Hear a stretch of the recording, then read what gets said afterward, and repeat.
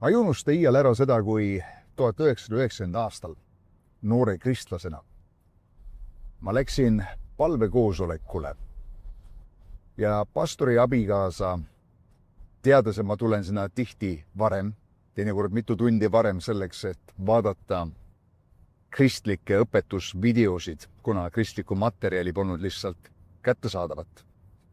Ja ma olin näljane õppimaks ja kuulmaks.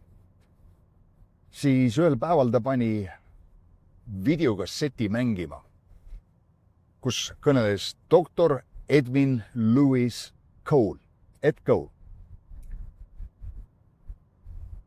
See on huvitav. Mitte kõik kohtumised meie elus ei ole tavalised. Mõningad nendest on jumalikud kohtumised ja kuigi ma ei kohtunud Ed Cole'iga näost näkku, ma kuulsin teda kõnelemas. Kuulates teda, ma tajusin, et sellel mehel ja sellel teenistusel on üks oluline roll mängida minu elus. Ma olin noor kristlane ja palju vaimulikest asjadest ma veel aru ei saanud tol ajal. Aga ma adusin, et see, mida ta rääkis, mitte ainult ei puudutanud minu elu eriliselt, vaid lõppeks see teenistus meestele on midagi, mida me vajame siin Eestimaal. Ja hiljem see teenistus tuli Eestimaale, et Cole'isse minu vaimulik isa 97. aasta lõpus. Ma läksin Ameerikasse ja reisisin koos doktor Ed Cole'iga 4 kuud. Ja sealt edasi doktor Cole käis 2 korda Eestis ja ma reisisin temaga veel mitmetesse teistesse kohtadesse. Ed Cole'ist sai minu vaimulik isa. Ja ma tundsin, et osa minu mandaadist ja kutsumisest on kanda edasi seda teenistust, mida Jumal oli selle mehe läbi esile toonud. Ja Ed Cole õpetas mulle paljusid asju. Ja kuidas need asjad mulle selgeks said, on mitte see üks video, mida ma nägin. Seal oli õieti vähemalt 2 videokassetti, erinevad koosolekud.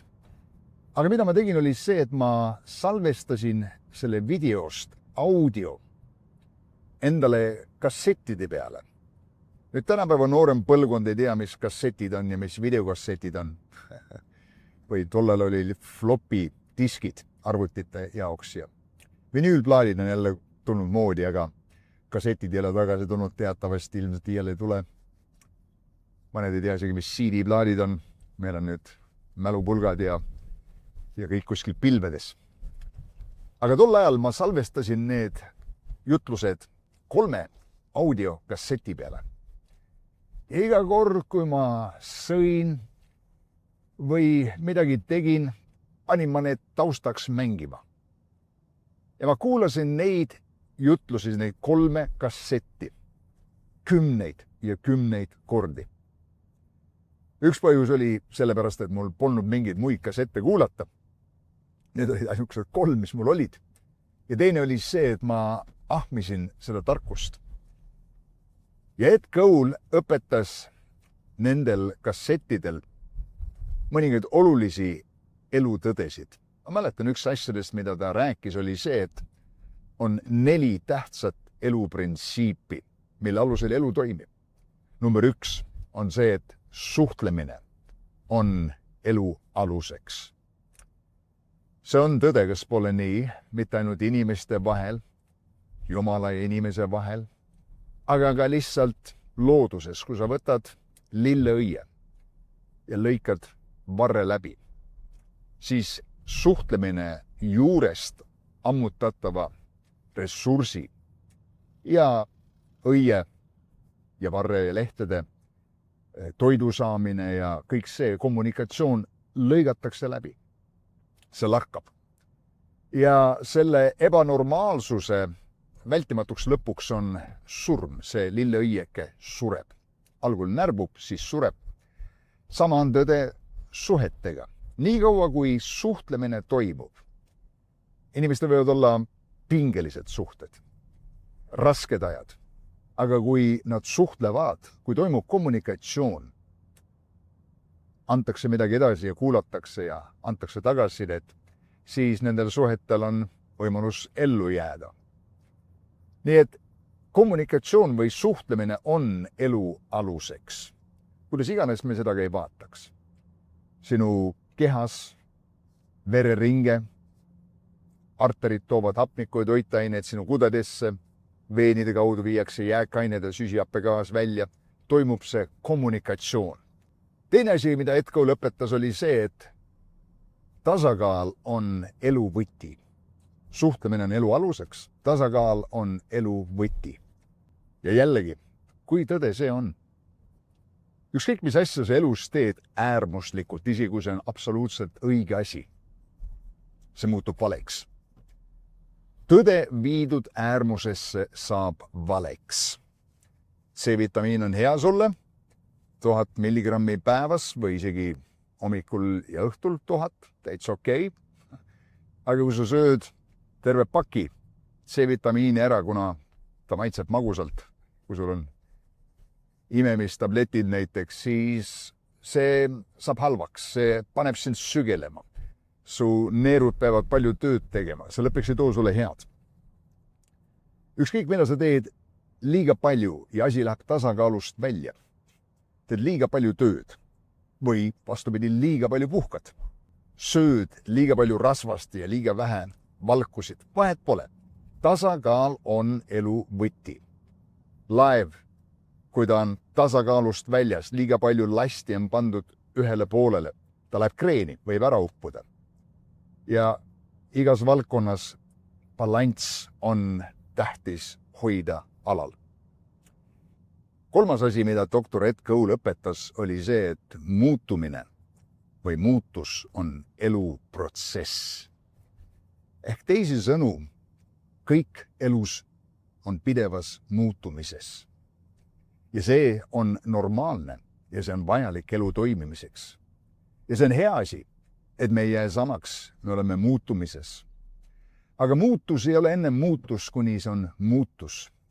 Ei ole piisav, kui sellest lihtsalt rääkida, sellest arutleda, möönata seda, et ma vajan muutuda, isegi palvetada muutumise pärast.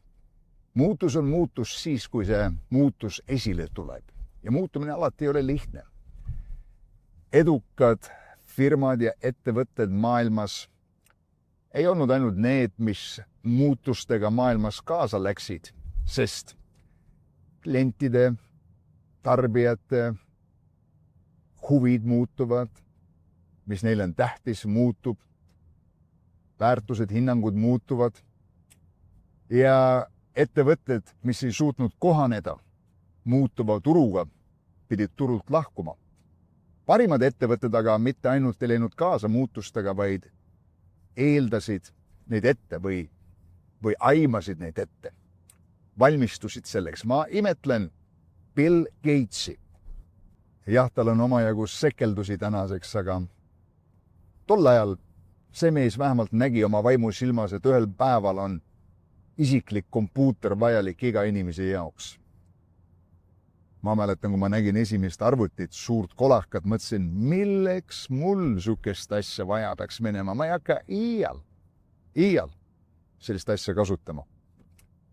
Kui mööda ma panin, hei, täna on arvuti meil kellas ja telefonis ja meil on mikrochipid igal pool. Ja Zuckerberg, kes rajas Facebooki, nägi, et inimesed vajavad sotsiaalmeediat ja üldine tavameedia ei ole piisav. Ma mäletan väga selgelt, kui Alice, kes oli sekretär tol ajal mul, näitas Facebooki. Ma viskasin ühe pilgu selle peale ja minu esimene reaktsioon oli, hei, milleks siuke mõttetu asi, ma ei hakka seda kasutama. Ma kasutasin Orkutit. See oli üks teine sotsiaalkeskkond.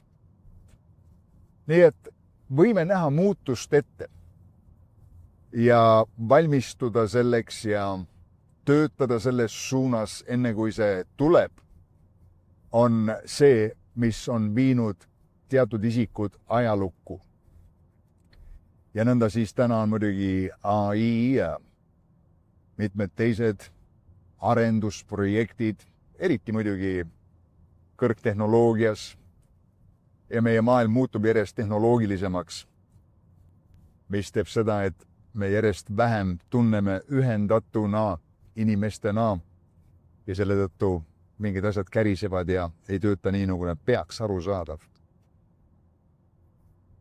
Need muutus on eluprotsess ja muutumine on tähtis.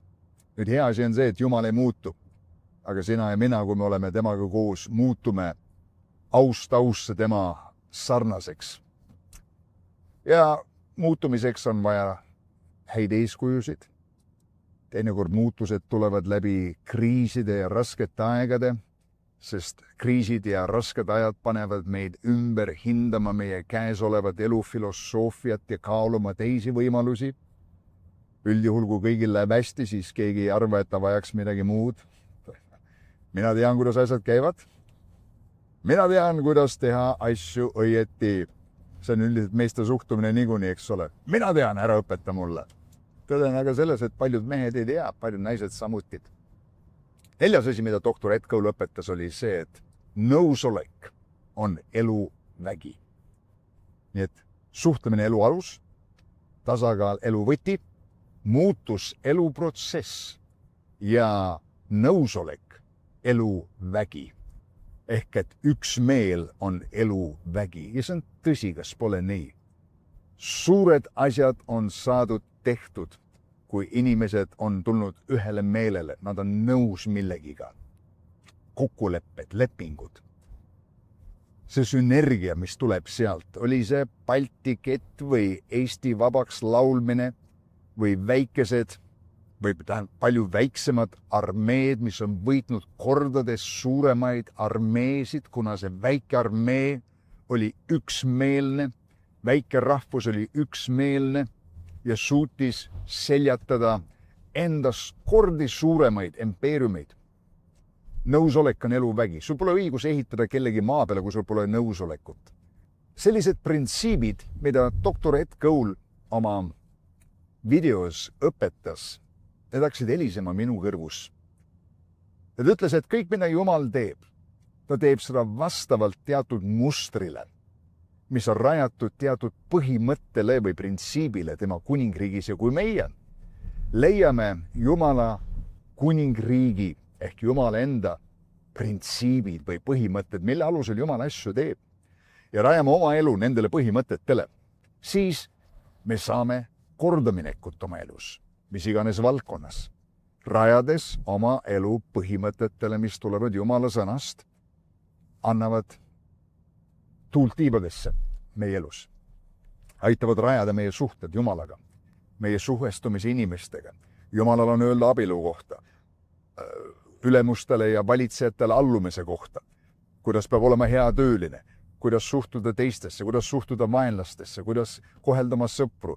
Iga asja kohta on midagi Jumalal öelda, kui me need printsiibid endale talletame, püüame nende järgi käia. Ja Mooses, kui sa paned need sõnad oma südamesse, hoiad neid oma sees või südames, siis need sõnad vajalikul hetkel vastavas olukorras tõusevad üles sinu seest ja tuletavad ennast meelde ja hoiavad sind.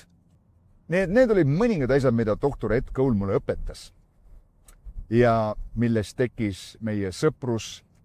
Minust sai tema vaimulik poeg, temast sai minu vaimulik isa kuni tema lahkumiseni igavikku aastal 2002. Ja ma olen tundnud, et minu kutsumise üks osa on kanda edasi seda mandaati, mida see mees õpetas mulle. Nii et see on olnud minu au ja privileeg õppida selliselt mehelt ja sellisel määral jätkata seda teenistust siin maa peal ja külvata Jumala tõdesid inimeste ellu.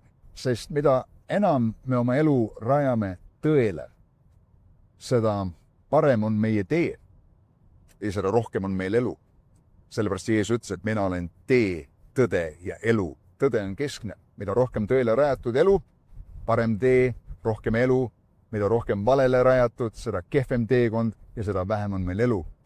Nii et tõde on tähtis, aga tõde ei tee meile ennem head, kui me seda enda peale rakenda nagu seep. Ei tee ennem head, kui sa ei pese sellega. Ja oleme siis innukad otsima üles need printsiibid Jumala sõnast ja rajamaks oma elu nendele. Sest Jumal kinnitab oma sõna meie elus. Okei, sõbrad, õnnistunud päeva teile. Sõbrad, ma tahan südamest tänada neid, kes on seda kanalit Karjase Kohv toetanud. Võib-olla isegi palvetanud selle eest, jagan mõne oma sõbraga. Nii et ma olen südamest tänulik kõigile neile, kes on seda kanalit tellinud, videosid, mis sind on kõnetanud, laikinud, võib-olla mõne positiivse kommentaari jätnud.